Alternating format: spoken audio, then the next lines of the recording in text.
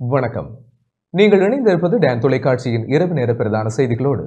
செய்தியுடன் இணைந்திருக்கும் நான் கேலிஸ் பீட்டர் சேவியர். முதலில் தலைப்புச் செய்திகள்.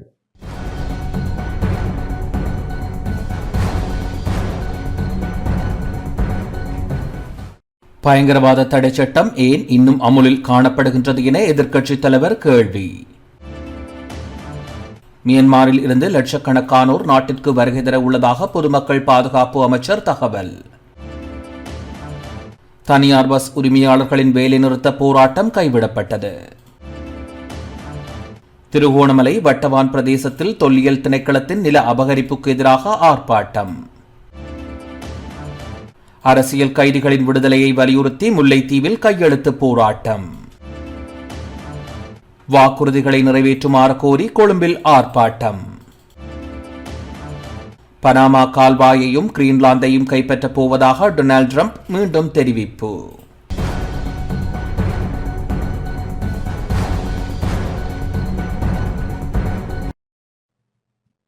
தொடர்வது முதன்மை செய்தி.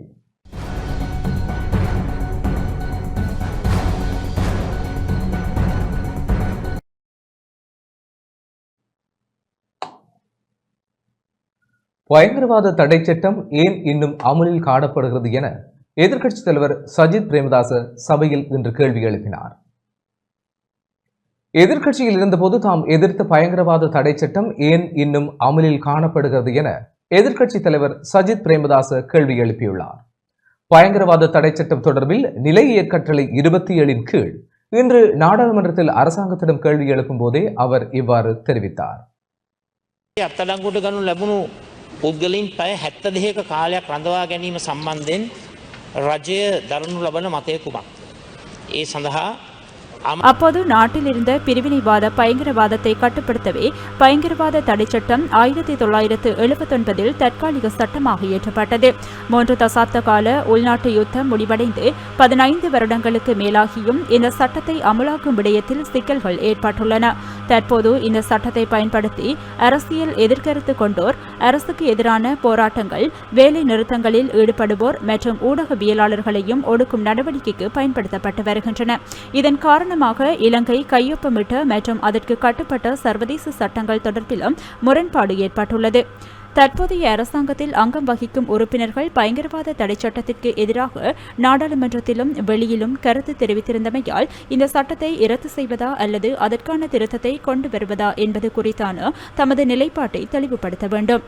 இலங்கையில் பயங்கரவாத தடை சட்டத்தை அமல்படுத்துவது தொடர்பில் அரசாங்கத்தின் நிலைப்பாட்டையும் அதனை திருத்துவதற்கு அரசாங்கம் முன்வைக்கும் மாற்றுத் தீர்வுகள் தொடர்பிலும் இந்த சட்டத்தின் கீழ் கைது செய்யப்பட்டவர்கள் தொடர்பில் அறிக்கையொன்றை சமர்ப்பிக்க வேண்டும்.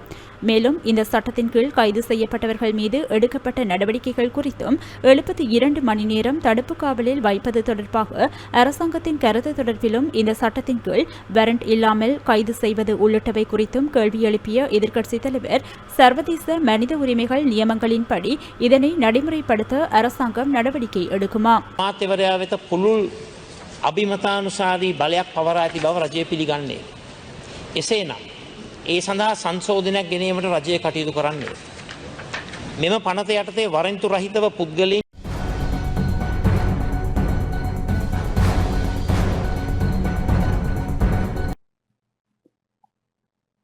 ஜெம் ஸ்ரீலங்கா 2025 ரத்னக்கல் மற்றும் ஆபரண கண்காட்சி ஜனாதிபதி தலைமையில் இன்று ஆரம்பமானது.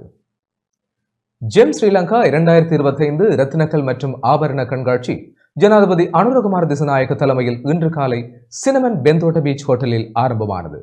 சீனங்கோட்டை ரத்னக்கல் மற்றும் ஆபரண சங்கம் ஆண்டுதோறும் ஏற்பாடு செய்து வரும் இந்த கண்காட்சி ஜனவரி 10ஆம் தேதி வரை நடைபெறவுள்ளது.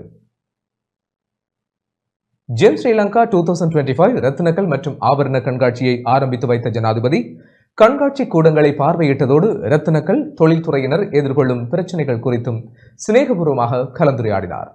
கண்காட்சி ஏற்பாட்டுக் குழுவுடன் ஜனாதிபதி குழு புகைப்படத்திலும் இணைந்து கொண்டார்.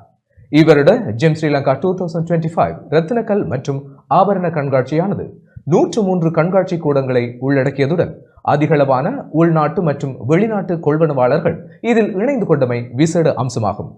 கைத்தொழில் மற்றும் தொழில் முயற்சியாண்மை அமைச்சர் சுனில் ஹெந்துநெத்தி, தேசிய ரத்தினக்கல் மற்றும் ஆபரண அதிகார சபையின் தலைவர் நவீன் சூரியராட்சி, சீனங்கோட்டை ரத்தினக்கல் மற்றும் ஆபரண சங்கத்தின் தலைவர் மர்ஜான் பலீல் மற்றும் தூதுவர்கள் உள்ளிட்ட பெரும் திரளானோர் நிகழ்வில் கலந்து கொண்டனர்.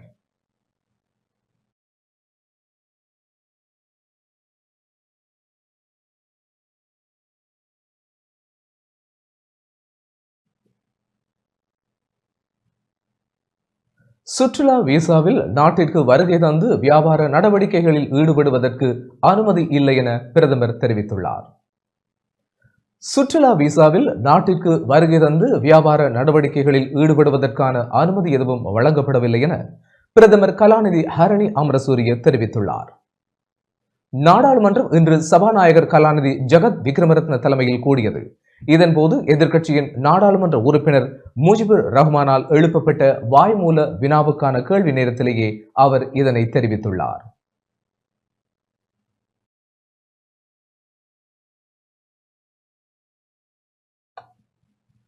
தற்போது நடைமுறையிலுள்ள வெளிநாட்டு கொள்கையின் காரணமாக நாட்டின் தேசிய பாதுகாப்பு அச்சுறுத்தல் நிலையில் உள்ளது. சுற்றுலா விசாவில் நாட்டிற்கு வருகை தந்து வியாபார நடவடிக்கைகளில் ஈடுபடுவதற்கான அனுமதி இல்லை. எது எவ்வாறாக இருப்பினும் இஸ்ரேலிய பிரஜைகள் மாத்திரம் அல்ல, வேறு நாடுகளிலிருந்து சுற்றுலா விசாவில் வருகை தந்து வியாபார நடவடிக்கைகளில் ஈடுபடுகின்றமை தொடர்பில் தகவல் கிடைக்கப்பெற்றுள்ளது. இஸ்ரேலியர்களுக்கு மத நிலையங்களையோ அல்லது அதுபோன்ற இடங்களையோ கட்டுவதற்கு புத்த சாசனம், சமய மற்றும் கலாச்சார அலுவல்கள் அமைச்சோ அல்லது அதன் கீழ் உள்ள திணைக்களங்களோ அனுமதி வழங்கவில்லை. ஆனால் அவர்கள் அத்தகைய நிலையங்களை நடத்துகிறார்கள் என்பது எங்களுக்கு தெரியும். அது தொடர்பான தகவல்கள் எமக்கு கிடைத்துள்ளன. அது தொடர்பில் நாங்கள் ஆராய்ந்து பார்த்துள்ளோம். அவை அனுமதியுடன் நடைபெறவில்லை. எந்த ஒரு தருணத்திலும் அனுமதி வழங்கப்படவில்லை. அதற்கு என்ன செய்வது என்று ஆலோசித்து வருகிறோம். வெளிவிவகார அமைச்சின் தலையீட்டினூடாக அதனை எவ்வாறு தடுப்பது என்பது தொடர்பில் ஆராயப்பட்டு வருகிறது.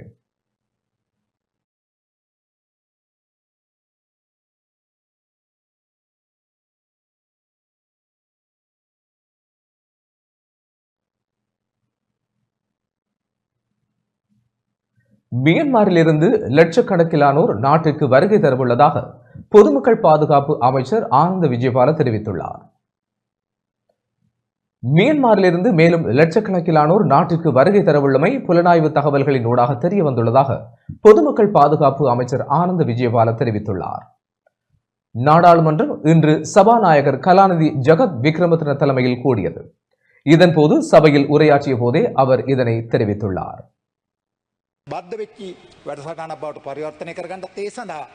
மியான்மரில் இருந்து 116 பேர் நாட்டிற்கு வருகை தந்துள்ளனர். அவர்கள் தொடர்பில் விசாரணைகள் முன்னெடுக்கப்பட்டு வருகின்றன. அவர்கள் நாட்டு பணத்தில் 500 லட்சம் ரூபாய் வரை செலுத்தியுள்ளனர். அது தவிர போக்குவரத்திற்கு என தனியாக 800 லட்சம் ரூபாய் செலுத்தியுள்ளனர். அவர்களை அகதிகளாக கருதமெடுத்து சர்வதேச அகதிகள் சட்டத்திற்கு அமைய நடவடிக்கை எடுக்க நாம் தயாராகவே உள்ளோம். அத்துடன் இதுவரையில் நாம் அவர்களுக்கு தேவையான உணவு உள்ளிட்ட விடயங்களை குடிவரவு குடியகல்வு திணைக்களத்தினூடாக வழங்கி வருகின்றோம். மேலும் புலனாய்வு விசாரணைகளுக்கு அமைய எதிர்வரும் நாட்களில் 1 லட்சத்திற்கும் அதிகமானவர்கள் இலங்கைக்கு வர எதிர்பார்த்துள்ளமை தெரிய வந்துள்ளது. அது தொடர்பில் விசாரணைகள் முன்னெடுக்கப்படுகின்றது.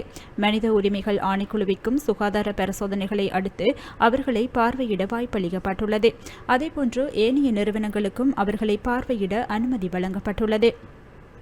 12 பேர் கைது செய்யப்பட்டிருந்தனர். அவர்களும் கூட தற்போது நீதிமன்ற தீர்ப்புக்கு இணங்க விடுவிக்கப்பட்டு தற்போது அவர்களுக்கு தேவையான விடயங்கள் செய்து கொடுக்கப்பட்டுள்ளது. மனிதாபிமான ரீதியில் அவர்களை அகதிகளாக கருதி அடுத்த கட்ட நடவடிக்கைகளை எடுப்பதற்கும் நாம் தயாராகவே உள்ளோம்.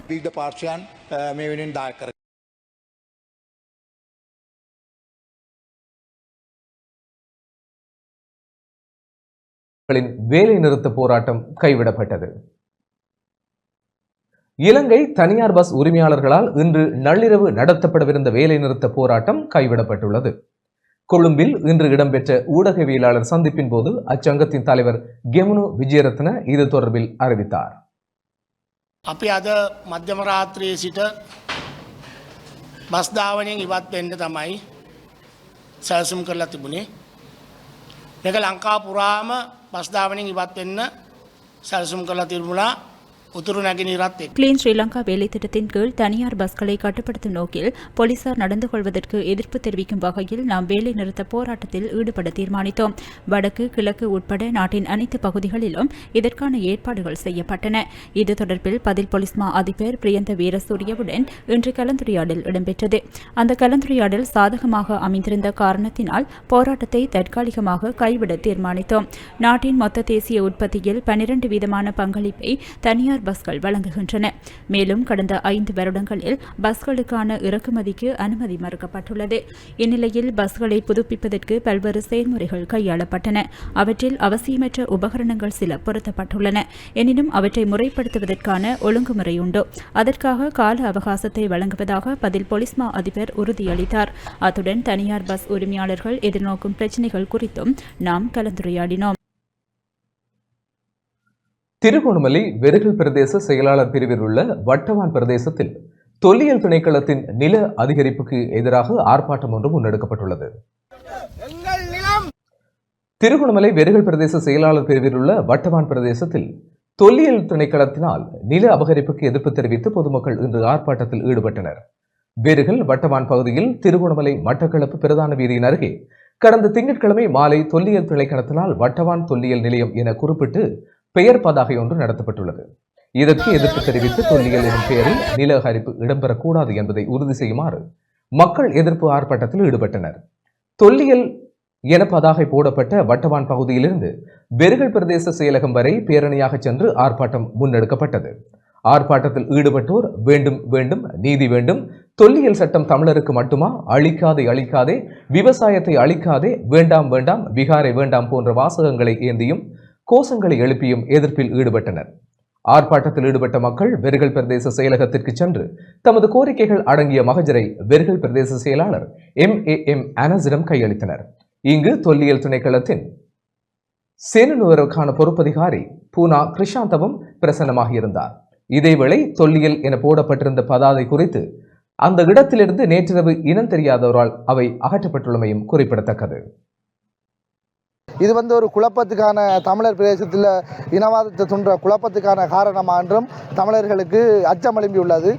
ஆகவே இதனை கருத்தில் கொண்டு இன்றைய தினம் எமது வெறுகல் பிரதேச செயலாளரிடம் மக்களுடன் இணைந்து ஆர்ப்பாட்டமாக இன்றைய தினம் மகஜர் ஒன்றை கையளித்துள்ளோம்.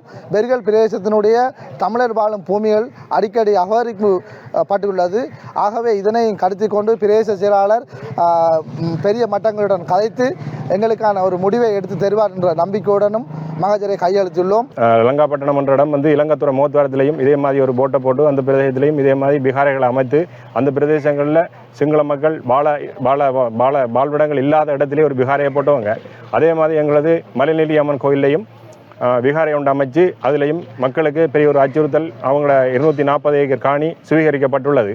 அதே மாதிரி தான் இப்பொழுதும் எங்களது வட்டவன் பிரதேசத்திலையும் இதே மாதிரி 1 கிலோமீட்டரை ஆக்கிரமித்து அந்த பிரதேசத்தில் உள்ள 240-250 ஏக்கர் காணிகளையும் சுவீகரிக்கும் வண்ணமாக இந்த கல்லுகள் இடப்பட்டுள்ளது என்றதை நாங்கள் பார்த்து அவதானித்து இந்த பிரதேச செயலாளரிடம் நாங்கள் இன்றைக்கு மகஜரை கையளித்திருக்கிறோம். கௌரவ அமைச்சர் அருண் கேமச்சந்திரா எமது கௌரவ பாராளுமன்ற உறுப்பினருடன் கலந்து ஆலோசித்து மக்களுக்கு சாதகமான ஒரு முடிவை பெற்றுத் தருவதாக பிரதேச செயலாளர் எங்களிடம் வாக்குறுதி அளித்திருக்கிறார். அதை கருத்தில் கொண்டு நாங்கள் இன்றைய ஆர்ப்பாட்டத்தை இத்துடன் நிறைவு செய்துள்ளோம். கிளிநொச்சி மத்திய பேருந்து நிலையத்தில் இருந்து வெளியேறும் மலக்கழிவு தொடர்பில் சட்ட நடவடிக்கை எடுக்கப்படும் என கரைச்சி சுகாதார வைத்திய அதிகாரி அறிவித்துள்ளார். கிளிநொச்சி மத்திய பேருந்து நிலையத்தில் இருந்து வெளியேறும் மலக்கழிவை உடனடியாக அகற்றி சுகாதாரத்தை பேண தவறினால் சட்ட நடவடிக்கை எடுக்கப்படும் என கரைச்சி சுகாதார வைத்திய அதிகாரி அறிவித்துள்ளார். வடக்கு மாகாண வீதி போக்குவரத்து அதிகார சபையின் கீழ் செயல்படும் கிளிநொச்சி மத்திய பேருந்து நிலையத்தில் கடந்த 1 மாதத்திற்கு மேலாக மலக்கழிவு வெளியேறுகின்ற நிலையில் உரிய அதிகாரிகளுக்கு சுகாதாரத்துறையினர் அறிவித்தனர். சுகாதாரத்தை பேணுமாறு தெரிவித்த நிலையிலும் இதுவரை நடவடிக்கை எடுக்கப்படாத நிலையில் இன்றைய தினம் கரைச்சி சுகாதார வைத்திய அதிகாரி மற்றும் பொது சுகாதார பரிசோதகர் ஆகியோர் குறித்த விடயத்தை பார்வையிட்டு எச்சரிக்கை விடுத்துள்ளனர்.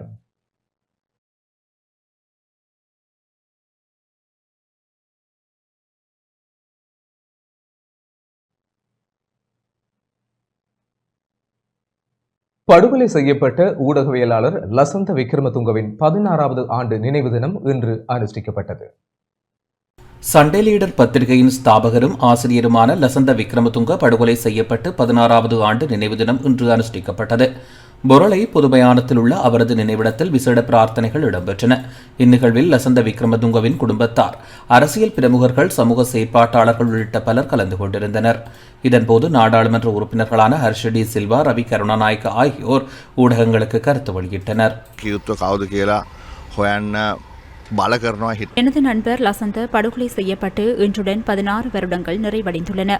அவரது கொலைக்கு பொறுப்பு கூற வேண்டியவர்கள் தொடர்பில் கண்டறியுமாறு நாம் கடந்த அரசாங்கங்களுக்கு அழுத்தங்களை பிரயோகித்து வந்தோம். இப்போதாவது லசந்தவை கொலை செய்தவர்கள் யார், அதற்கான காரணம் என்ன என்பதை வெளிக்கொண்டு வருவதுடன் கொலையாளிகளுக்கு தண்டனை பெற்றுக் கொடுக்க வேண்டும் என நாம் கேட்டுக்கொள்கிறோம்.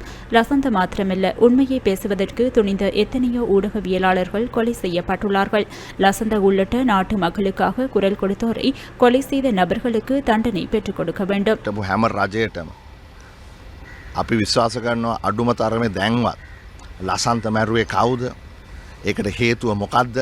බලතල තියාගෙන ඊට වැඩිය විධිමත්ව කටයුතු. லசந்த கொலை செய்யப்பட்ட பின்னர் 4 அரசாங்கங்கள் ஆட்சி பொறுப்பை ஏற்றிருந்தன. எனினும் குற்றவாளிகளை கண்டுபிடிக்க முடியவில்லை. முன்னாள் ஜனாதிபதி ரணில் விக்ரமசிங்கவுக்கு நிறைவேற்று அதிகாரம் இருந்தும் கூட அவருக்கும் நீதியை நிலைநாட்ட முடியாமல் போனது. லசந்தவின் கொலையுடன் தொடர்புடையோருக்கு தண்டனை பெற்றுக் கொடுக்கப்பட வேண்டும் என்பதே எமது எதிர்பார்ப்பாகும். இதேவேளை படுகொலை செய்யப்பட்ட ஊடகவியலாளர் லசந்த விக்ரமதுங்கவின் 16வது நினைவு தினமான இன்றைய தினம் மட்டக்களப்பு காந்தி பூங்காவில் உள்ள படுகொலை செய்யப்பட்ட ஊடகவியலாளர்களுக்கான நினைவு தூபியில் அஞ்சலி நிகழ்வு இடம்பெற்றது. கிழக்கிழங்கை செய்தியாளர் சங்கம், மட்டக்களப்பு மாவட்ட தமிழ் ஊடகவியலாளர் ஒன்றியம் மற்றும் மட்டு ஊடக அமையம் என்பன இணைந்து அஞ்சலி நிகழ்வினை ஏற்பாடு செய்திருந்தன. லசந்த விக்ரமதுங்கவின் உருவப்படத்திற்கு அஞ்சலி சுடரேற்றி மலரஞ்சலியும் செலுத்தப்பட்டது. தொடர்ந்து இலங்கையில் படுகொலை செய்யப்பட்ட ஊடகவியலாளர்களுக்கு நீதி கோரி கவனஈர்ப்பு போராட்டம் ஒன்றும் இடம்பெற்றது. அஞ்சலி நிகழ்வு மற்றும் கவனஈர்ப்பு போராட்டங்களில் முன்னாள் நாடாளுமன்ற உறுப்பினர்களான ப. அரியநேத்திரன், கோவிந்தன் கருணாகரம், மட்டக்களப்பு மாநகர சபையின் முன்னாள் பிரதி மேயர் கந்தசாமி சத்தியசீலன் உட்பட மட்டக்களப்பு மாவட்ட ஊடகவியலாளர்களும் கலந்து கொண்டனர். தமிழ் ஊடகவியலாளர்கள், சிங்கள ஊடகவியலாளர்கள் என்று ஏறக்குறைய 46 பேர் சுட்டுக் கொலைப்படுகின்றார்கள். இலங்கையிலே முதலாவதாக சுட்டுக்கொலை செய்யப்பட்டதும் இந்த கிழக்கு மாநிலத்தைச் சேர்ந்த தேவராஜ் அவர்கள் 1985ஆம் ஆண்டு அம்பாறை மாவட்டத்திலே இருக்கக்கூடிய இராணுவ முகாமிலே வைத்துத்தான் முதலாவதாக தேவராஜ் அவர்கள் சுட்டுக் கொல்லப்படுகிறார். அதுதான் வரலாறு. சிலர் அந்த வரலாற்றை மறைத்து 90ஆம் ஆண்டு சுட்டு படுகொலை செய்யப்பட்டவரைத்தான் வரலாறாக எடுக்கின்றார்கள். ஆனால் 90க்கு முதலே 85ஆம் ஆண்டு அம்பாறையிலே இருந்து அக்கரைப்பத்தைச் சேர்ந்த தேவராஜ் அவர்கள் தான் முதலாவது சுட்டுக் கொல்லப்பட்டவர். கிளீன் ஸ்ரீலங்கா, இலங்கையை துப்புரவு செய்வதற்காக ஒரு செயலணியை கூட நிறுவியிருக்கின்றார்கள். ஆனால் தெற்கிலே நடக்கும் வேலைப்பாடுகள் வடகிழக்கிலே நடப்பதாக தெரியவில்லை. குறிப்பாக இந்த அரசியல் படுகொலைகளுக்கோ அல்லது ஊடகவியலாளர்களது படுகொலைக்கோ எந்தவிதமான நியாயமும் கிடைப்பதாக தெரியவில்லை. புதிய அரசியலாவது இவர்களுக்கு ஒரு நியாயம், கொலையாளிகள் கண்டுபிடிக்கப்பட வேண்டும் என்கின்ற ஒரு அவா, ஊடகவியலாளர்களது அவா நிறைவேற்றப்பட வேண்டும் என்பது எல்லோருடைய ஆசையும். இந்த நினைவுகூறுவதற்கான முக்கியமான நோக்கம், அந்த படுகொலைகள் தொடர்பான குற்றவாளிகள் கைது செய்யப்பட வேண்டும், படுகொலை செய்யப்பட்ட ஊடகவியலாளர்களுக்கு நீதி வேண்டும் என்ற வகையிலேயே தொடர்ச்சியாக இந்த நினைவேந்தலை செய்து வருகின்றோம். ஆனால் காலத்திற்கு காலம் இந்த நாட்டிலே பதவியேற்கும் ஆட்சியாளர்கள் படுகொலை செய்யப்பட்ட ஊடகவியலாளர்களுக்கு நீதி வழங்குவதை தவிர்த்து மேலும் மேலும் ஊடகவியலாளர்களை அடக்கும் வகையிலான செயற்பாடுகளை முன்னெடுத்து வருகின்றனர். அந்த வகையிலே கடந்த காலத்தில் ஊடகவியலாளர்களுக்கு நீதியை பெற்றுக் கொடுப்போம், ஊடகவியலாளர்களின் படுகொலைக்கு நீதியை பெற்றுக் கொடுப்போம், ஊடகவியலாளர்களின் ஊடக சுதந்திரத்தை பாதுகாப்போம் என்று கூறி ஆட்சிக்கு வந்த இந்த தேசிய மக்கள் சக்தி ஆட்சியிலும் ஊடகவியலாளர்களுக்கான அந்த நீதி மறுக்கப்பட்டிருக்கின்றது, ஊடக சுதந்திரம் மறுக்கப்பட்டிருக்கின்றது. அண்மையிலே அம்பாறையில் ஒரு ஊடகவியலாளரும் முல்லைத்தீவில் ஒரு ஊடகவியலாளரும் தாக்கப்பட்டிருக்கின்றார்கள். ஊழல்கள் தொடர்பாக வெளிக்கொணரும் ஊடகவியலாளர்கள் தாக்கப்படுகின்றார்கள். ஊடக சுதந்திரம் இன்னும் நிலைநாட்டப்படாத நிலையிலேயே காணப்படுகிறது. அரசியல் கைதிகளின் விடுதலையை வலியுறுத்தி முல்லைத்தீவில் இன்று கையெழுத்து போராட்டம் இடம்பெற்றது. தமிழ் அரசியல் கைதிகளின் விடுதலையை வலியுறுத்தி முல்லைத்தீவு மாவட்டத்தின் புதைக்குடியிருப்பு பகுதியில் இன்று கையெழுத்து போராட்டம் இடம்பெற்றது. போராளிகள் நல்லம்புரி சங்கத்தின் ஏற்பாட்டில் பயங்கரவாத தடை சட்டத்தின் கீழ் கைது செய்யப்பட்டு நீண்ட காலமாக தடுத்து வைக்கப்பட்டுள்ள அரசியல் கைதிகளையும் புனர்வாழ்வு அளிக்கப்பட்டு சமூகமயப்படுத்தப்பட்ட பின்னர் நீதிமன்றத்தினால் விடுதலை செய்யப்பட்ட பின்பும் மீண்டும் கைது செய்யப்பட்டு தடுத்து வைக்கப்பட்டுள்ள முன்னாள் போராளிகளையும் புதிய அரசாங்கம் விடுவிக்க வேண்டும் என வலியுறுத்தி கையெழுத்து போராட்டம் இடம்பெற்றது. இதில் முன்னாள் நாடாளுமன்ற உறுப்பினர் சீனா சிவமோகன், கரைச்சி பிரதேச சபையின் முன்னாள் உறுப்பினர் சானா ஜீவராசா, புதுக்குடியிருப்பு வர்த்தக சங்க தலைவர் தானா நவநீதன், கலைஞர் மாணிக்கம் ஜெகன், போராளிகள் நலன்புரி சங்கத்தினர், பொது அமைப்புகளின் பிரதிநிதிகள், சமூக அமைப்புகளின் பிரதிநிதிகள், பொதுமக்கள், வர்த்தக சங்கத்தினர், பாடசாலை மாணவர்கள் என பலரும் தமது கையெழுத்துக்களை பதிவு செய்தனர். நீண்ட காலங்களாக தங்களுடைய உறவுடன் சேர்வதற்காய் 4 பக்கங்கள் மூடிய சுரைக்குள் தங்களது வாழ்நாளை தொலைத்துக் கொண்டிருக்கிற எங்களுடைய அந்த அரசியல் கைதிகளுடைய விடுதலைக்கு தற்போதைய நடைமுறையில் இருக்கின்ற அரசாங்கம் வெகு விரைவில் கருணமெனு காட்டி அவர்களை பொது மன்னிப்பு அடிப்படையிலும் நீதிமன்ற நடவடிக்கைகளும் பிரகாரமும் விடுதலை செய்ய வேண்டும் என்று அரசாங்கத்துக்கு ஒரு வேண்டுகோள் விடுகிறோம். சட்டம் அதிபர் அவர்களுக்கும் நாங்கள் இந்த இடத்தில் ஒரு வேண்டுகோள் ஒன்று விடுகின்றோம். கைதிகளுடைய விடுதலைக்கு விதமாக நடவடிக்கை எடுக்க வேண்டும். பயங்கரவாத தடை சட்டம் நீக்குவோம் என்று கூறும் இந்த அரசு பயங்கரவாத தடை சட்டத்தை நீக்குவதற்கான எந்த நடவடிக்கையும் எடுக்காது தற்பொழுதும் அதே பயங்கரவாத தடை சட்டத்தை தமிழர்கள் மீது திணித்து வருகின்றது. அதனால் பல இளைஞர்கள் கைது செய்யப்பட்டு அடைத்து வைக்கப்பட்டிருக்கிறார்கள். இந்த அரசியல் கைதிகளை விடுதலை செய்வதற்கு ஜனாதிபதி தன்னுடைய அதிகாரத்தை பயன்படுத்தி உடனடியாக விடுதலை செய்ய வேண்டும். பல அரசாங்கங்கள் மாறியும் பல ஜனாதிபதிகள் பொறுப்பெடுத்தும் இன்று வரை இந்த அரசியல் கைதிகள் விடுதலை செய்யப்படாமல் இருப்பது ஒரு மனவேதனைக்குரிய விடயம். நீண்ட காலமாக சிறையிலே வாடிக்கொண்டிருக்கும் எங்கள் உறவுகள் விடுதலைக்காக வவுனியாவில் தொடங்கப்பட்ட கையெழுத்து வேட்டை இப்பொழுதும் புதுக்குடியிருப்பு தொடர்ச்சியாக அம்பாறை நோக்கி நகர இருக்கிறது. பயங்கரவாத தடை சட்டம் இலங்கையிலே இருக்கும் வரைக்கும் எங்கள் உறவுகள் சிறையிலே வாடிக்கொண்டிருப்பது வரலாக தொடரும். ஆகவே இந்த பயங்கரவாத தடை சட்டம் நீக்கப்பட வேண்டும். சிறையில் இருக்கின்ற அத்துணை உறவுகளும் விடுதலை செய்யப்பட வேண்டும். இந்த நாட்டிலே பிரச்சனை தீர்ந்து விட்டது என்று சொல்கிறார்கள், ஆனால் தீரவில்லை. இன்றும் 4ஆம் ஆடி கட்டளை வந்து கொண்டுதான் இருக்கிறது. வடக்கு கிழக்கிலே தமிழர்கள் நிம்மதியாக வாழ வேண்டும் என்றால் எத்தனையோ அயல் நாடாக ஐநாவும் கண் திறந்து பார்க்க வேண்டும். வாக்குறுதிகளை நிறைவேற்றுமாறு கோரி கொழும்பில் ஆர்ப்பாட்டம் நடத்தப்பட்டுள்ளது. தேர்தல் காலத்தில் வழங்கப்பட்ட வாக்குறுதிகளை அரசாங்கம் நிறைவேற்ற வேண்டும் என கோரி கொழும்பு கோட்டை ரயில் நிலையத்திற்கு முன்பாக இன்று ஆர்ப்பாட்டம் ஒன்று முன்னெடுக்கப்பட்டது. அனைத்து பல்கலைக்கழக மாணவர் ஒன்றியத்தினரால் ஏற்பாடு செய்யப்பட்டிருந்த ஆர்ப்பாட்டத்தில் நூற்றுக்கணக்கானோர் கலந்து கொண்டிருந்தனர். பெறுமதிசேர் வரியை குறைக்குமாறும் மக்களுக்கு உறுதியளித்தவற்றை நிறைவேற்றுமாறும் ஆர்ப்பாட்டத்தின் போது மாணவர்கள் கோரிக்கை விடுத்தனர். இது குறித்து அனைத்து பல்கலைக்கழக மாணவர் ஒன்றியத்தின் இணைப்பாளர் மதுஷான் சந்திரஜித் இவ்வாறு கருத்து வெளியிட்டார். එතකොට ඒ දීපු පොරොන්දු අතර ප්‍රධාන වශයෙන්ම තියෙන කාරණයක් තමයි මේ ජාතික ජනබලවේග ආණ්ඩුව කිව්වා පාසල් උපකරණ ලිපි ද්‍රව්‍ය පොත්පත් මත පනවලා තියෙන 118 වැට් බද්ද 100.0 அரசாங்கத்தால் வழங்கப்பட்ட உறுதிமொழிகளை நிறைவேற்றுமாறு கோரி நாம் ஆர்ப்பாட்டத்தை முன்னெடுத்துள்ளோம். பாடசாலை மாணவர்களுக்கான கற்றல் உபகரணங்களுக்கு நிர்ணயிக்கப்பட்ட 18% பெறுமதி சேர்வரியை முற்றாக நீக்குவதாக அரசாங்கம் உறுதியளித்தது. எனினும் இதுவரை அதற்கான செயற்பாடுகள் முன்னெடுக்கப்படவில்லை. வரி அதிகரிப்பினால் மாணவர்களும் பெற்றோரும் பெரும் சிரமங்களை எதிர்நோக்கியுள்ளனர். இதற்கு மாற்றீடாக தெரிவு செய்யப்பட்டோருக்கு மாத்திரம் சிறு தொகை கொடுப்பனவை வழங்க தீர்மானிக்கப்பட்டுள்ளது. அதனை எந்த வகையிலும் ஏற்றுக்கொள்ள முடியாது. அதேபோன்று அத்தியாவசிய பொருட்களுக்கும் மருந்து பொருட்களுக்கும் விதிக்கப்பட்டுள்ள வரி குறைக்கப்படவில்லை. சாதாரண பொதுமக்களால் வரிச்சுமையை தாங்கிக் கொள்ள முடியாது. நாட்டில் கடந்த காலத்தில் ஆட்சியில் இருந்த இரு பிரதான கட்சிகளில் ஏற்பட்ட அதிருப்தி காரணமாகவே தேசிய மக்கள் சக்திக்கு மக்கள் வாக்களித்தனர். அதனை அரசாங்கம் புரிந்து கொண்டு உடனடியாக செயற்பட வேண்டும். ඉලඳුම් වලට පොත්පත් වලට ගහලා තියෙන 118 වැට් බද්ද ඉවත් කරනවා කියලා. හැබැයි දැන් ඒ සම්බන්ධව සාකච්ඡාවක් නැතුව ඔවුන් மன்னார் நகரசபை சிறுவர் பூங்கா புனர் நிர்மாண பணிகள் ஆரம்பிக்கப்பட்டுள்ளன. மன்னார் நகர் பகுதியில் உள்ள சிறுவர் பூங்காவை மீள் புனரமைப்பு செய்யும் நடவடிக்கை மன்னார் நகரசபை செயலாளரின் வழிகாட்டலுக்கு அமைய ஆரம்பிக்கப்பட்டுள்ளது. பூங்கா நீண்ட காலங்களாக புனரமைக்கப்படாமையால் இந்த நிலையில் நகரசபையின் 2024ஆம் ஆண்டுக்கான வரவு செலவு திட்ட நிதி ஒதுக்கீட்டின் கீழ் புனரமைப்பு செய்யப்பட உள்ளது. சிறுவர்களுக்கான விளையாட்டு உபகரணங்கள் உள்ளடங்களாக நீர், மின்சாரம் போன்ற உட்கட்டமைப்பு செயல்பாடுகளை செய்வதற்கான நிதி ஒதுக்கீடு செய்யப்பட்டதன் அடிப்படையில் வேலை திட்டம் ஆரம்பிக்கப்பட்டுள்ளது.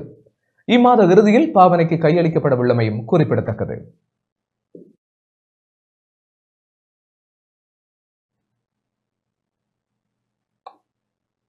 நுவரேலியா தலவாக்கலை பெருந்தோட்ட தொழிலாளர்களின் பிள்ளைகளுக்கு தொழில் வாய்ப்பை பெற்றுக் கொடுக்கும் நோக்கிலான நேர்முகத் தேர்வு இன்று இடம்பெற்றது. நுவரேலியா தலவாக்கலை பெருந்தோட்ட நிறுவனத்தின் கீழ் பணிபுரிகின்ற பெருந்தோட்ட தொழிலாளர்களின் பிள்ளைகளுக்கு தொழில் வாய்ப்பை பெற்றுக் கொடுக்கும் நோக்கிலான நேர்முகத் தேர்வு இன்று இடம்பெற்றது. தலவாக்கலை லோகி தோட்ட பகுதியில் உள்ள பயிற்சி நிலையத்தில் இடம்பெற்ற நேர்முகத் தேர்வில் சுமார் 100க்கும் மேற்பட்டோர் பங்கேற்றனர். நேர்முகத் தேர்வு தலவாக்கலை பெருந்தோட்ட நிறுவனத்தின் தலைமை காரியாலயம் மற்றும் பிராந்திய காரியாலய முகாமையாளர்களால் நடத்தப்பட்டது. இதன்போது அலுவலக மற்றும் வெளிக்கள உத்தியோகத்தர்கள், தேயிலை தொழிற்சாலை உத்தியோகத்தர்கள் பதவி வெற்றிடங்களுக்கு தெரிவு இடம்பெற்றது. உளுந்து செய்கையில் மஞ்சள் நோய் தாக்கம் பரவியுள்ளதாக வவுனியா விவசாயிகள் தெரிவிக்கின்றனர். வவுனியாவில் பிரதான பயிர் செய்கைகளில் ஒன்றாக உளுந்து செய்கை காணப்படுகின்ற நிலையில் இம்முறை மஞ்சள் நோய் தாக்கத்தினால் விளைச்சல் குறைவதற்கான வாய்ப்பு உள்ளதாக விவசாயிகள் கவலை தெரிவிக்கின்றனர். பல ஏக்கர் நிலப்பரப்பில் உளுந்து செய்கை மேற்கொள்ளப்பட்ட போதிலும் அண்மையில் ஏற்பட்ட மழை வெள்ளத்திற்கு பின்னரான காலப்பகுதியில் ஏற்பட்ட மஞ்சள் நோய் தாக்கத்தினால் உளுந்து செய்கையில் விளைச்சல் பாதிப்படைந்துள்ளதாக தெரிவித்துள்ள விவசாயிகள் அதனை கட்டுப்படுத்த ஏதுவான முறைகள் இல்லை என தெரிவிக்கின்றனர். உளுந்துக்கு விலை நிர்ணயம் இல்லாமையாலும் தாம் செலவு செய்யும் பணத்தை கூட பெற்றுக்கொள்ள முடியாத நிலைமை காணப்படும் நிலையில் இவ்வாறு நோய் தாக்கங்களும் தொடர்ந்து வருவதனால் எதிர்வரும் காலங்களில் உளுந்து செய்கை கைவிட வேண்டிய நிலைமை ஏற்பட வாய்ப்புள்ளதாக விவசாயிகள் தெரிவிக்கின்றனர். உளுந்து செய்ய பொறுத்தவரையில இந்த முறை சரியான மோசமான ஒரு சூழல் இருக்குது. இங்க தொடர்ச்சியா மஞ்சள் நோய் தாக்கத்துக்கு உட்பட்டு கொண்டு இந்த மஞ்சள் நோயை கட்டுப்படுத்துறதுக்கு இந்த உபாய மார்க்கமும் இல்லை. அண்மை காலமா இதுகள் சம்பந்தமாக விவசாய திணைக்களமோ அல்லது விரிவாக்கல் நிலையங்களோ உரிய வேலை திட்டங்களை முன்னெடுக்கிறதாவும் தெரியல. இப்போ பார்த்தா 1ஆம் கட்டத்தை தாண்டி 2ஆம் கட்டத்துக்கு இந்த மஞ்சள் நோய் வந்திருக்குது. பல தோட்டங்கள் நிலைமை இதுதான். இப்படி போய்கொண்டிருந்தா நாங்கள் உரிய அறுவடைகளை பெற்றுக்கொள்ள முடியாமல் பெரிய நட்டத்தை எதிர்கொள்ள வேண்டிய ஒரு நிலைமை ஏற்படும். பல விவசாயிகள் வவுனியா மாவட்டத்தை உளுந்து செய்ய கைவிட்டு வேறு வேறு பயிர்களை நோக்கி போய் கொண்டிருக்கிறோம். வவுனியா மாவட்டம் இலங்கைக்கு உளுந்து உற்பத்தியில முதன்மையாக இருக்கிற மாவட்டங்கள்ல உண்டு. இப்படியே போனா நாங்கள் இந்த தொழிலை கைவிட்டு நாங்களும் வேற கூலி வேலைக்கு தான் போக வேண்டிய சூழலுக்கு தள்ளப்படும். உளுந்து அதே மாதிரி செய்கிறோம், நெல்லும் செய்கிறோம். ஆனால் உளுந்துக்கு இந்த முறை புதுசான ஒரு நோய், வைரஸ் நோய் வந்திருக்குண்டா அதுக்கு மறந்து வர்றாங்க. அடித்து பார்த்தா அது சொல்லு கேட்குது இல்லை. கடைசியில உளுந்து பிடிச்சி பார்ப்பாங்க. அதெல்லாம் காய்க்குது, அதனால அவ்வளோ புதுசாக இருக்குது. அதுதான் அந்த உளுந்து பருப்பே இல்லாமல் இருக்குது. அப்போ இதுக்கு செலவும் எங்களுக்கு சரியான செலவு. உழவு காசு, உளுந்து காசு, வேலி இணைச்ச காசு பார்த்தா 50,000 ரூபாய்க்கு மேலே செலவழிச்சு கொண்டு இருக்கோம். இந்த காசை நாங்கள் இன்னும் ஈடு செய்கிறோன்னு தெரியாத அளவுக்கு இருக்குது உளுந்து செய்ய. அது எங்களுக்கு இதுக்கு என்ன செய்யலாம்னு விவசாய திணைக்களத்தால் அதிகாரிகள் சரியான ஒரு நடவடிக்கை எடுத்து என்ன.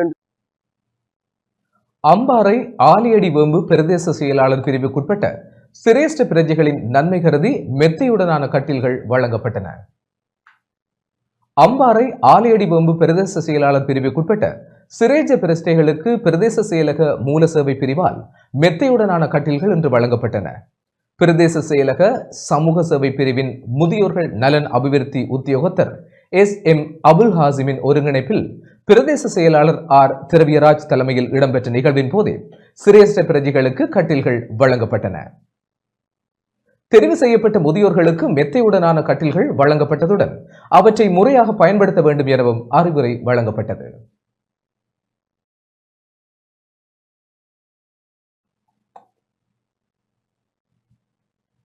பொது போக்குவரத்து கட்டமைப்பில் உள்ள பிரச்சனைகள் தீர்க்கப்பட வேண்டும் என பாட்டலி சம்பிக்க ரணவக்க தெரிவித்துள்ளார். நாட்டின் பொது போக்குவரத்து கட்டமைப்பில் உள்ள அடிப்படை பிரச்சனைகள் தீர்க்கப்பட வேண்டும் என ஐக்கிய குடியரசு முன்னணியின் தலைவர் பாட்டலி சம்பிக்க ரணவக்க தெரிவித்துள்ளார். கொழும்பில் இன்று இடம்பெற்ற ஊடகவியலாளர் சந்திப்பின் போதே அவர் இவ்வாறு குறிப்பிட்டார்.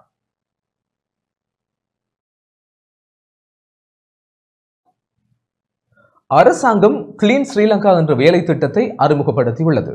இதனூடாக நாட்டின் சில விடயங்கள் மேலோட்டமாக சுத்தப்படுத்தப்படுகிறதே தவிர அடிப்படை பிரச்சனைகள் தீர்க்கப்படவில்லை. முதலாவதாக பொது போக்குவரத்து ஒழுங்கமைக்கப்பட வேண்டும். பஸ்கள், ரயில்கள், முச்சக்கர வண்டிகள் என அனைத்தும் டிஜிட்டல் மயமாக்கப்பட வேண்டும். நாம் இதற்காக ஆரம்பகட்ட நடவடிக்கைகளை மேற்கொண்டுள்ளோம். அதனை முறைப்படி கொண்டு செல்ல வேண்டிய அரசாங்கத்தின் பொறுப்பாகும். வெறுமனே பஸ்களில் அவசியமற்ற கம்பிகளை கழற்றுவதும் புத்தர் சிலைகளை அகற்றுவதும் சிறந்த வேலை திட்டமாக அமையாது. அதனால் பஸ் உரிமையாளர்களுடன் முரண்பாடுகளை அதிகரிக்கும். எதிர்வரும் உள்ளூராட்சி சபை தேர்தலை நோக்கமாக கொண்டு ஏமாற்றும் வேலை திட்டத்தை அரசாங்கம் முன்னெடுக்க கூடாது. அவ்வாறாயின் கோத்தபாய ராஜபக்சவுக்கு ஏற்பட்ட நிலைமைதான் மீண்டும் உருவாகும் என்பதை அரசாங்கம் மறக்கக்கூடாது எனவும் தெரிவித்தார். கிளீன் ஸ்ரீலங்கா வேலை திட்டம் தொடர்பில் நாடாளுமன்றில் 2 நாட்கள் விவாதம் நடத்தப்பட உள்ளது.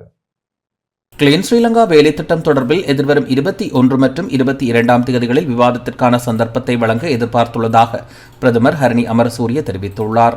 நாடாளுமன்றம் இன்று சபாநாயகர் கலாநிதி ஜெகத் விக்ரமரத்ன தலைமையில் கூடியது. இதன்போது கிளீன் ஸ்ரீலங்கா வேலை திட்டம் தொடர்பில் எழுப்பப்பட்ட வாய்மூல வினாவிற்கான கேள்வி நேரத்திலேயே அவர் இதனை தெரிவித்துள்ளார். ඒවාට සහභාගීත්වය ලබා ගැනීමත් ඒවා පිළිබඳ පසුබිම நாட்டு மக்களை ஊக்குவிக்கும் நோக்கிலும் பங்கு பெற்றுதல் மற்றும் மாற்றத்தை நோக்காக கொண்டுமே கிளீன் ஸ்ரீலங்கா வேலை திட்டம் அங்குரார்ப்பணம் செய்து வைக்கப்பட்டுள்ளது. மாற்றத்தை ஏற்படுத்தும் நோக்கிலேயே எம்முடைய அரசாங்கத்திற்கு மக்கள் ஆணை வழங்கப்பட்டுள்ளது. இத்தகைய பின்னணியில் அத்தகைய மாற்றங்களை ஏற்படுத்த முயலும் போது சவால்கள், எதிர்ப்புகள் வருவது சாதாரண விடயமாகும். ஆகவே இந்த மாற்றத்திற்கு எதிர்ப்பை வெளியிடும் தரப்பினரின் நிகழ்ச்சி நிரலுக்கு அடிபணிய போவதில்லை. நாம் நாட்டு மக்களுக்கும் மக்கள் ஆணைக்குழுவுக்கும் மதிப்பளிக்கின்றோம். ஆகவே அந்த சவால்களை எதிர்கொண்ட வண்ணம் முன்னோக்கி பயணிக்க தயாராக உள்ளோம். இதில் மக்களின் பங்களிப்பும் அவசியமாகும். அந்த வகையில் ஜனவரி மாதம் 21, 22ஆம் திகதிகளில் இடம்பெறும் நாடாளுமன்ற அமர்வுகளின் போது கிளீன் ஸ்ரீலங்கா வேலை திட்டம் தொடர்பில் நாட்டு மக்களுக்கு தெளிவுபடுத்தும் நோக்கில் 2 நாள் விவாதத்திற்கான சந்தர்ப்பத்தை வழங்க எதிர்பார்த்துள்ளோம். අයවැයෙන් වෙන් කරනු ලබන ප්‍රතිපාදන වලින් සහ ක්ලීන් ශ්‍රී ලංකා අරමුදලින් මුල්‍ය පහසුකම් සැපයීම විධිමත් ක්‍රමවේදයක්. மட்டக்களப்பு மாவட்டத்தின் வாழ்வாதார திட்டங்கள் முடிவுறாத நிலையில் உள்ளதாக தேசிய மக்கள் சக்தி மட்டக்களப்பு மாவட்ட நாடாளுமன்ற உறுப்பினர் கந்தசாமி பிரபு தெரிவித்துள்ளார். மட்டக்களப்பு மாவட்டம் அனைத்து இயற்கை வளங்களையும் தன்னகத்தே கொண்டுள்ள ஒரு வளமான மாவட்டமாகும். கடந்த காலங்களில் ஆட்சியாளர்களும் அதனோடு இணைந்து செயற்பட்ட அதிகாரிகளும் மேற்கொண்ட அபிவிருத்தி மற்றும் வாழ்வாதார திட்டங்கள் மக்களின் தேவைக்கு ஏற்றாற்போல் நீண்ட காலத்துக்கு நிலைத்து நின்று நன்மை பயக்கக்கூடியதாக நிலைபெறான அபிவிருத்தியாக அல்லாது அபிவிருத்தி இலக்குகள் முடிவுறா நிலைமையிலேயே மட்டக்களப்பு மாவட்டம் இன்று எடுத்து நிற்கின்றது. மக்களின் வரிப்பணம் மோசடி மற்றும் வீண்விரயத்தின் காரணமாக செலவு செய்யப்பட்டுள்ளதே அன்றி உண்மையான மாவட்டத்தின் எதிர்பார்த்த அபிவிருத்தியை நிறைவு செய்யவில்லை என்பதை என்னால் அவதானிக்க முடிந்தது. நாட்டில் கொலை சம்பவங்கள் அதிகரித்து வரும் நிலையில் மக்கள் அச்சமின்றி வாழ தகுந்த நிலையை ஏற்படுத்துமாறு எதிர்க்கட்சியின் நாடாளுமன்ற உறுப்பினர் ராதாகிருஷ்ணன் தெரிவித்துள்ளார். இரண்டாவதாக, நாட்டில் இப்பொழுது கொலை அதிகமாக நடக்கின்றது. 2 நாளைக்கு ஒரு தடவை எங்கே பார்த்தாலும் துப்பாக்கி சூடு நடைபெற்று அந்த துப்பாக்கி சூடின் மூலமாக பலர் இறந்து கொண்டு வருகின்றார்கள். அப்பொழுது வெளிநாட்டிலே இருந்து வருகின்றவர்களுக்கு ஒரு பயம் ஏற்படுகின்றது, இந்த நாட்டிலே எப்படி முதலீடு செய்வது என்பது. ஆகவே அந்த கொலையை செய்கின்றவர்களை கைது செய்து நாட்டிலே ஒரு சமாதானத்தையும் மக்கள் பீதியற்ற நிலையிலே வாழ்வதற்கான நிலையை உருவாக்க வேண்டும். அப்பொழுதுதான் எங்கள் நாட்டுக்கு வெளிநாடு முதலீடுகள் வரும் என்பதையும், விசேஷமாக சீன முதலீட்டிலே செய்திருக்கின்ற போர்ட் சிட்டி போன்ற முதலீடுகளை இங்கே கொண்டு வருவதற்கான நடவடிக்கை எடுத்திருக்கின்ற அதே நேரத்திலே அதை சுமூகமாக செய்வதற்கான நடவடிக்கை எடுக்கப்பட வேண்டும் என்பதை நாங்கள் வலியுறுத்துகின்றோம். நாட்டின் சட்டம் நீதி பாதுகாக்கப்படும் பட்சத்தில் மாத்திரமே முதலீடுகளை கவர முடியுமாக இருக்கும் என எதிர்க்கட்சியின் நாடாளுமன்ற உறுப்பினர் ரவுஹக்கீம் தெரிவித்துள்ளார். நடு பிரமாதவீம் පිළිබඳව ප්‍රශ්නාර්ථයක් නැගලා තිනවා. විශේෂයෙන්ම ජනාධිපතිතුමන් ලෝක நாட்டின் சட்டம் நீதி பாதுகாக்கப்படும் பட்சத்தில் மாத்திரமே நாட்டிற்குள் முதலீடுகளை கவர முடியுமாக இருக்கும். ஜனாதிபதிக்கும் சட்டமாதிபர் திணைக்களத்திற்கும் இடையில் கலந்துரையாடல் இடம்பெற்றுள்ளது. இதன்போது சர்ச்சைக்குள்ளான வழக்கு விசாரணைகள் தொடர்பில் கவனம் செலுத்தப்பட்டுள்ளது. சட்டமாதிபர் திணைக்களம் வழக்குகளை போலீசாருக்கு சமர்ப்பித்தாலும் போலீஸ் திணைக்களத்தில் காணப்படும் குறைபாடுகள் காரணமாக விசாரணைகள் பூரணப்படுத்துவதில்லை என்ற விடயம் தெரியவந்துள்ளது. ஊடகவியலாளர் லசந்த விக்ரமதுங்க கொலை, கீட் நோயால் தாக்கப்பட்ட சம்பவம் உள்ளிட்ட வழக்கு விசாரணைகள் என்பன பூரணப்படுத்தப்பட வேண்டியது அவசியமாகும். அவ்வாறு இல்லாத பட்சத்தில் எவ்வாறு நாட்டிற்கு முதலீட்டாளர்களை கவர முடியும்? பட்ட பகலில் ஊடகவியலாளர்களுக்கு நேர்ந்த அநீதி தொடர்பில் இன்னமும் கூட உரிய வழக்கு விசாரணைகள் இடம்பெறவில்லை. ஊடகவியலாளர்களின் பாதுகாப்பு தொடர்பில் அரசாங்கம் அவதானத்துடன் செயற்பட வேண்டியது அவசியமாகும். අපේ නීතිපති දෙපාර්තමේන්තුවට අභියෝග රාශියක් එල්ල කළා. ඒකේ ප්‍රතිඵලයක් හැටියට වෙන්න ඇති මේ සාකච්ඡාව அரிசி மாஃபியாவினை முறியடிக்க தேவையான திட்டம் என்ன என்பதையேனும் அரசாங்கம் முன்வைக்க வேண்டும் என எதிர்க்கட்சியின் நாடாளுமன்ற உறுப்பினர் ஹபீர் ஹாசிம் தெரிவித்துள்ளார். පෙට්‍රල් 165 ඉඳලා 114ට අඩු කරා. ඩීසල් 130 ඉඳලා 95ට අඩු කරා. භූමි තෙල් 95 ඉඳලා 55ට අඩු කරා. පාන් පිටි 110 ඉඳලා 85ට අඩු කරා. කිරි පිටි 350 ඉඳලා 290ට ග්‍රෑම් 400 පැකට් එක අඩු කරා. මුං ඇට කව්පි සැමන් முறைமை மாற்றத்தை எதிர்பார்த்தே நாட்டு மக்கள் ஜனாதிபதி அனுரகுமார திசாநாயக்க தலைமையிலான மக்கள் விடுதலை முன்னணியினரை தெரிவு செய்துள்ளனர். நாட்டு மக்களின் வாழ்க்கை செலவை குறைத்தல், பொருள் விலையை குறைத்தல், அரிசி பிரச்சினைக்கான தீர்வை வழங்கல், ஊழல் மோசடிகளை ஒழித்தல் உள்ளிட்ட விடயங்களுக்கு அரசாங்கம் 100 நாட்களில் வழங்கியுள்ள தீர்வு என்ன என்பது தொடர்பில் நன்றாகவே தெளிவாகின்றது. கடந்த நல்லாட்சி அரசாங்கத்தின் 100 நாள் வேலை திட்டம் விமர்சனத்திற்கு உள்ளாக்கப்பட்டது. ஆனால் அந்த 100 நாட்களுக்கும் தற்போதைய 100 நாட்களுக்கும் இடையில் ஒப்பீட்டு ரீதியில் பார்க்கும்போது 100 நாள் வேலை திட்டத்தில் பொருட்கள் பலவற்றின் விலைகள் குறைக்கப்பட்டன. ஆனால் மக்கள் விடுதலை முன்னணி அரசாங்கம் அவ்வாறு எந்த விடயத்தையும் மேற்கொண்டதாக தெரியவில்லை. பிரதான எதிர்க்கட்சியாக கடந்த அரசாங்கத்தின் ஆட்சியிலும் பொறுப்புடன் செயற்பட்டோம். தற்போதும் அவ்வாறாகவே செயற்படுகின்றோம். நாட்டில் அரிசி மாஃபியா உள்ளமையை அனைவரும் அறிவர். தாம் ஆட்சிக்கு வந்தவுடன் அரிசி மாஃபியாவை தடுக்க நடவடிக்கை எடுப்போம் என அனுரகுமார திசாநாயக்க ஜனாதிபதி தேர்தல் மேடைகளில் கூறினார். இந்நிலையில் குறைந்தபட்சம் மாஃபியாவினை முறியடிக்க தேவையான திட்டம் என்ன என்பதையேனும் அரசாங்கம் முன்வைக்க வேண்டும். முல்லைத்தீவு தேராவில் மாவீரர் துயிலும் இல்ல காணியை விடுவிக்க கோரி இன்று கையெழுத்து போராட்டம் முன்னெடுக்கப்பட்டது. முல்லைத்தீவு பிசுவமடு தேராவில் மாவீரர் துயிலும் இல்ல காணியை இராணுவத்திடமிருந்து விடுவித்து மாவீரர் தினத்தில் நினைவேந்தலை சுதந்திரமாக அனுஷ்டிப்பதற்கான ஏற்பாடுகளை செய்வதற்கு ஜனாதிபதி உடனடியாக நடவடிக்கை எடுக்க வேண்டும் என கோரி இன்று கையெழுத்து போராட்டம் முன்னெடுக்கப்பட்டது.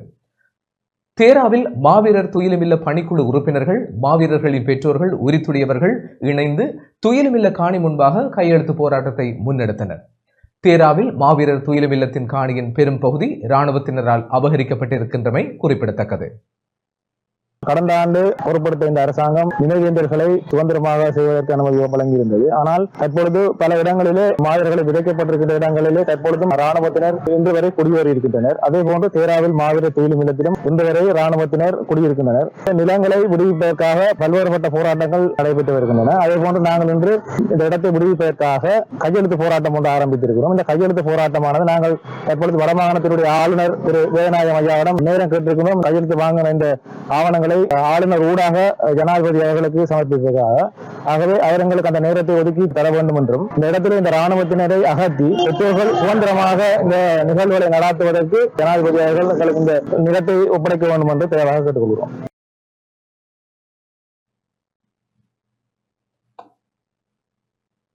கிளிநொச்சி சாலைக்கு சொந்தமான 809 வழித்தட பேருந்து எதிர்வரும் 15ஆம் தேதி முதல் மூளாயிலிருந்து சேவையில் ஈடுபடாது என கிளிநொச்சி சாலை முகாமையாளர் சிவபாத சுந்தரம் ஜீவானந்தன் தெரிவித்துள்ளார்.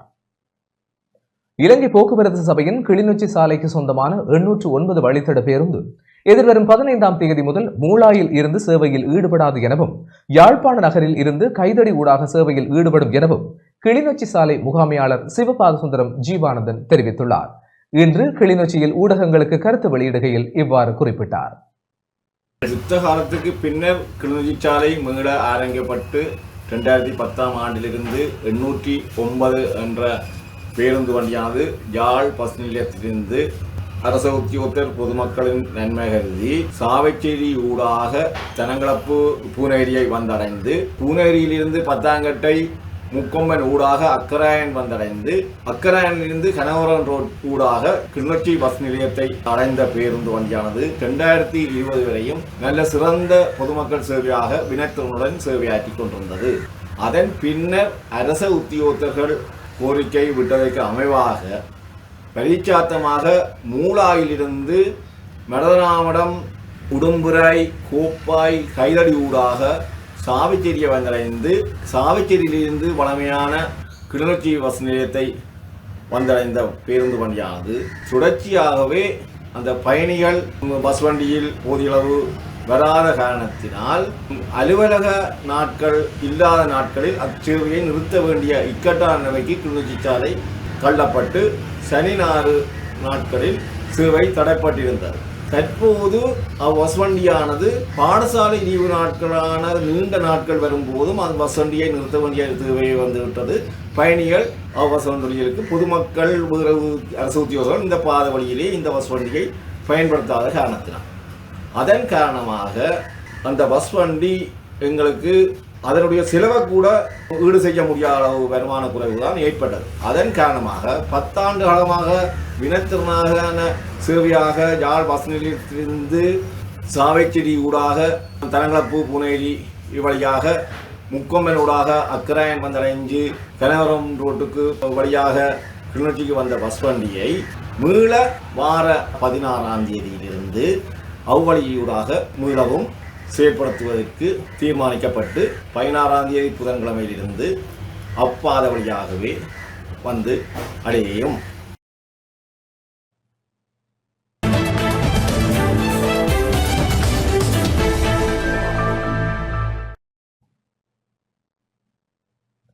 மிகவும் பிரபலமான சவர்க்கார வர்த்தக நாமமாக கெலின் தெரிவு செய்யப்பட்டுள்ளது.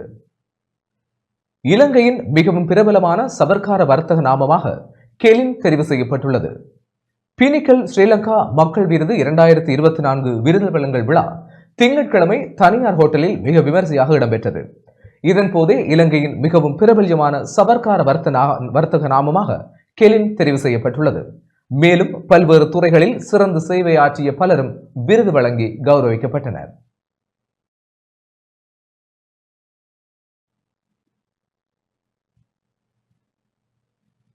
இத்துடன் டான் தொலைக்காட்சியின் இரவு நேர பிரதான செய்தி நிறைவடைகிறது. தொடர்ந்தும் செய்திகளோடு இணைந்து கொள்ள டான் நியூஸ் தொலைக்காட்சியோடு இணைந்திருங்கள். நன்றி.